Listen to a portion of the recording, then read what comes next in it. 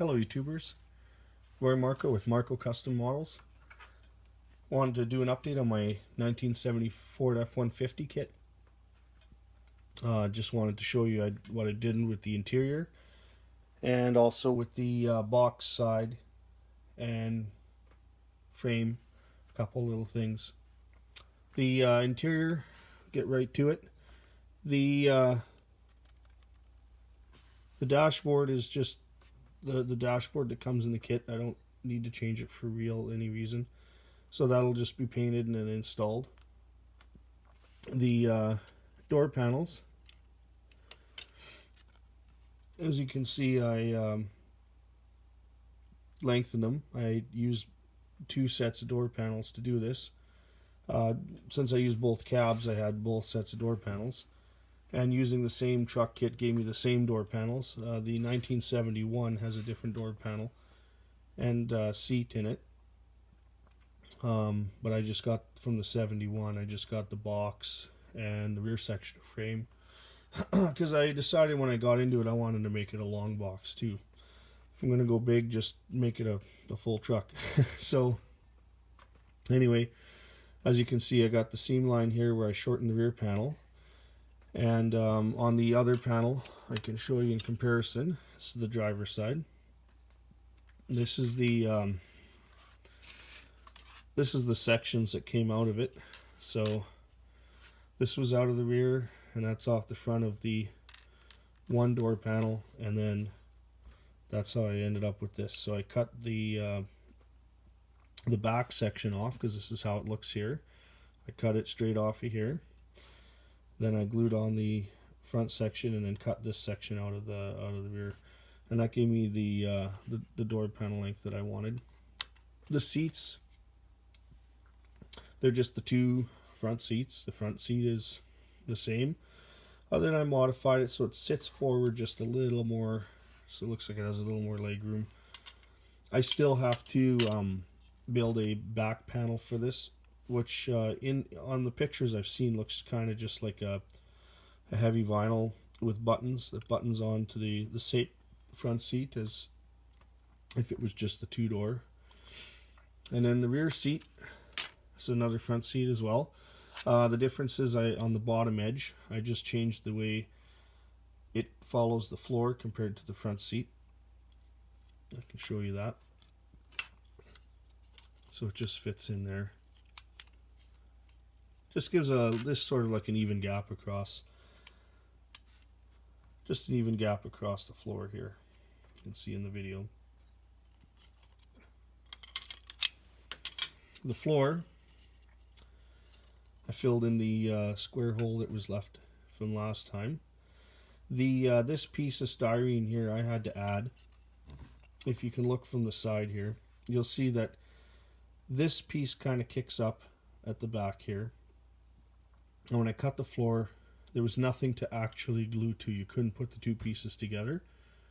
So I added this piece in vertically to be able to just give something to glue to initially and then build off from there. That's the underside. As you can see, this is the front section of the floor that I cut off. So that's what's left of that. The box side now, I'll just move this out of the way. The box side on the inside, if you look here, you'll see that you don't see the sinks, and the reason how that works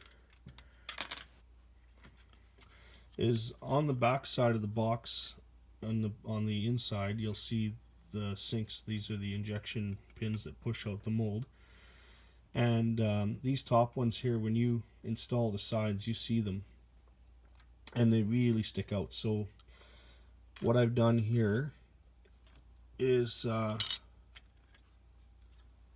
just filled it in with some styrene. I know that on the real truck this is only supposed to be the outside layer of sheet metal, but I figured adding the extra thickness was less of a sin than seeing these sinks. The sinks could be filled in with bodywork. You could bodywork them. You could add plastic over top or anything like that, but I just wanted to, this was the solution that my brother had suggested to me. We were looking at it one day, and that's the way I decided to go.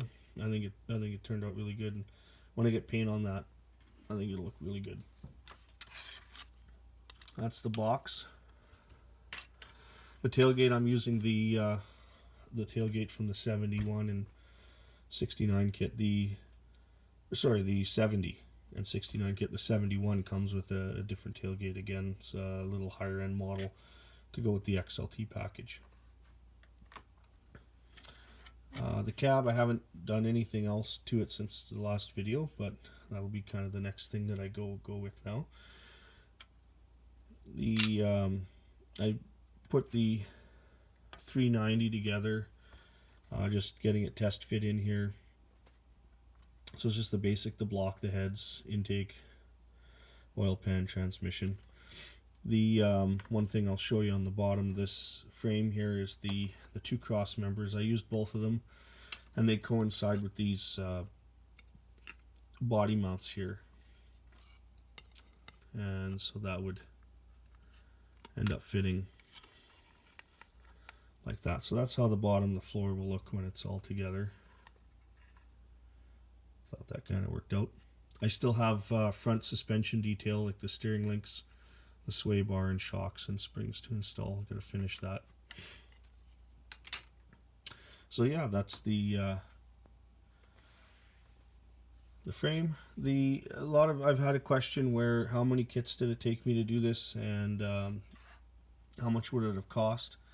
I started out with these two 1971 kits.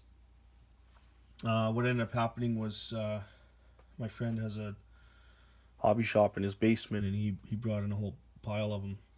So I bought two of them because I really wanted, sort of when I saw the kit, I wanted to do this crew cab.